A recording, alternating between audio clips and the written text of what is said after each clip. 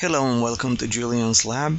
Today I'm going to demonstrate how to do a Fortinet Active-Passive HA scenario. This quick recording is based on the FortiGate 40 cookbook with a slight twist that I'm recommending the best practices from my perspective. And my point being, H1 firewall, the primary, is going to stay always primary, and I will demonstrate the command that needs to be applied in order to keep HA1 primary firewall.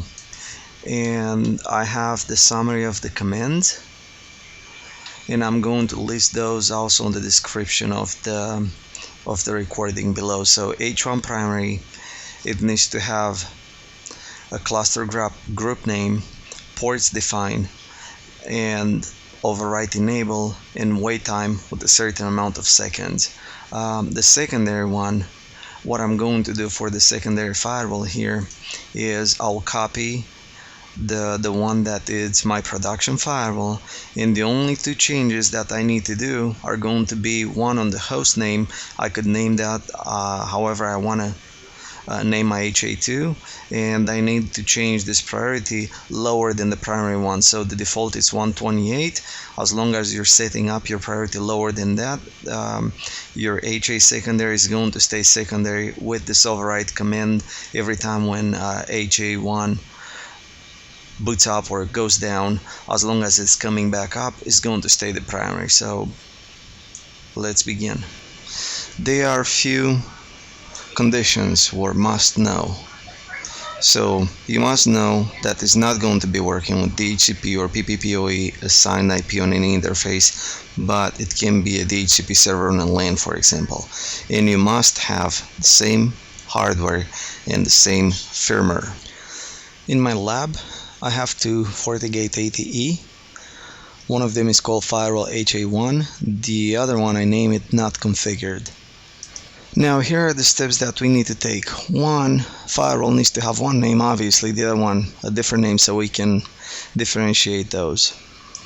Now for the time being, I'll be configuring just the main firewall or HA1, and I'll disregard the other as I'm going to finalize it on the command line. Now we need to set up the active-passive because that's the end goal. We need to come up with a name, a cluster name, and we need to have a password. Also, we need to dedicate what ports they're going to be part of the heartbeat interfaces. Also, the priority needs to be equal in between those two ports. My ATE only comes with one dedicated HA port. Bigger firewalls, they have two dedicated HA ports. I'll use those by default. So as I'm hitting OK on the firewall, apparently it's normal for that cluster to form, and I'll be losing the connection with the firewall. And I'll be telling you what's my magic sauce on this one. Now this is my personal approach on how am I going to copy this config that is configured on HA1 to the other one that is non-configured. So I will be saving the config, and I'll edit that on a text file, and I'll point out what the changes are going to be. So save the file, open the file in your text editor, and here are the commands that you need to change. So from HA1, it needs to be HA2 on the command line here. And secondly, we need to find this config system HA,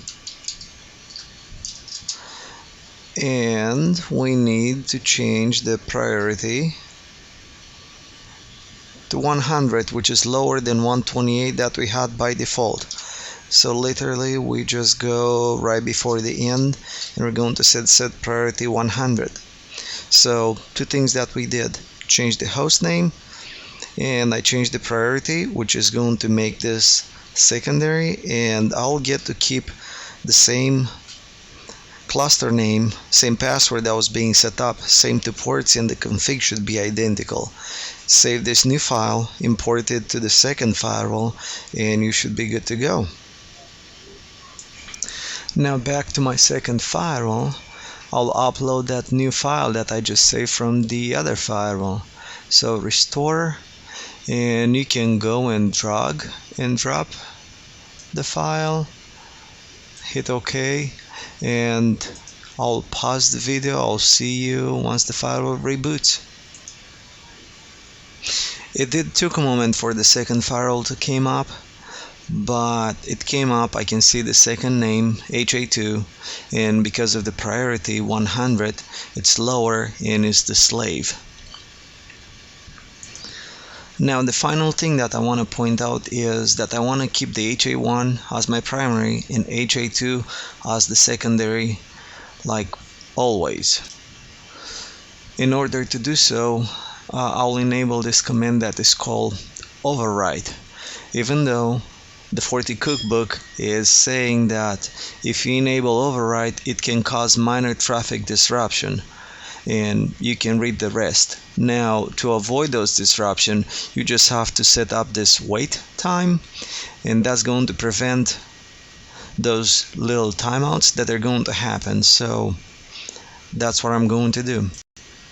I did copy the commands. I'll go on the CLI and paste those commands. Well, if I could. Alright, paste those in.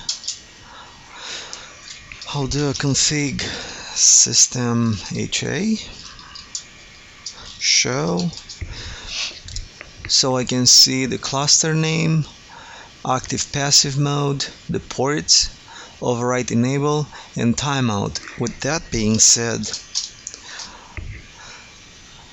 the reason being is every time when HA1 fails, HA2 is going to take over, because that's the whole purpose of doing this.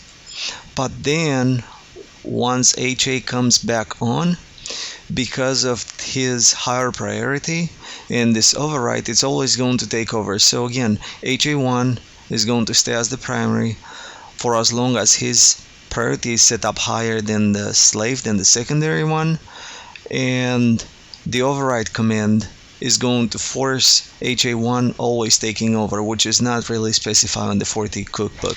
Now, after the setup that we've done, I want to share some sync commands with you that I'm not going to demonstrate in the command line. If you're going to type execute HA manage 1 or 2, you can log in appliance 1 or 2. You want to synchronize start, and if you want to see or make sure that firewall 1 is in sync with firewall 2, you should be running the diagnose sys HA checksum show, and obviously you need to see the same thing in between firewall 1 and firewall 2. Alright, thank you for watching. I will see you on the next one.